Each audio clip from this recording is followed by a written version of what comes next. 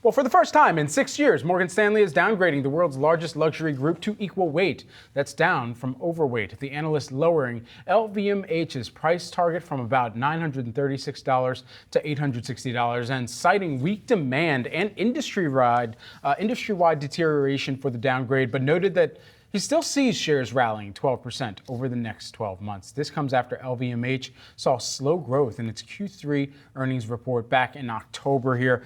And there's been more of a reckoning, I would say, around some of the luxury names out here. It's not just LVMH and the Morgan Stanley analyst note that came out here looking at some of the downgrade on the luxury goods giant here. It's actually been a little bit more broad-based, and we got a couple other calls. LVMH also saw a downgrade recently within the past few days to neutral by UBS as well here. But I think the mood here, if you're checking the mood ring on some of the larger luxury houses here, especially within Europe, higher interest rates and inflation really pressuring some of the consumer wallets there, and that's really leading to some of these calls that we're seeing come through. Yeah, it is. This is all about demand and demand deteriorating during this quarter, the very crucial holiday quarter here for retailers. And then when you look ahead, at least in this Morgan Stanley note, saying that 2024, the first part of it at least, could be a bit rocky, could be a bit volatile here for a lot of these luxury players. Now, when it comes to LVMH, and this is what Morgan Stanley pointed out here in their note, one of the greatest risks to LVMH in this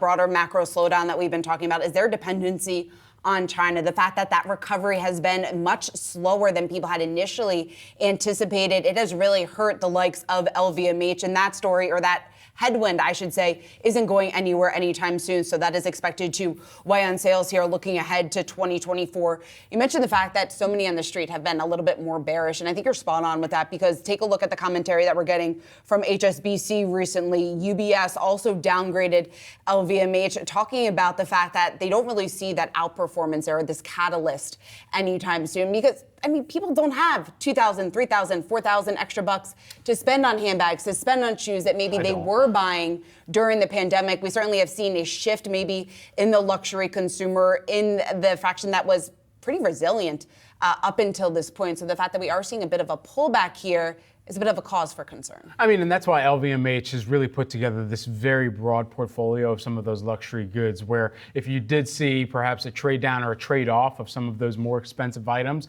sure, that'd be a near-term headwind for them. But then where do you tap into some of the other elements of the business? Because look, at the end of the day, if people are going to have some sorrows, they might just drink those sorrows away. And Hennessy, that's a good counterbalance and a kind of weighted portfolio at the end of the day that an LVMH might lean into here. Look, I'm just saying that some of the consumers out there might prefer that, but it's not my preference at the end of the day.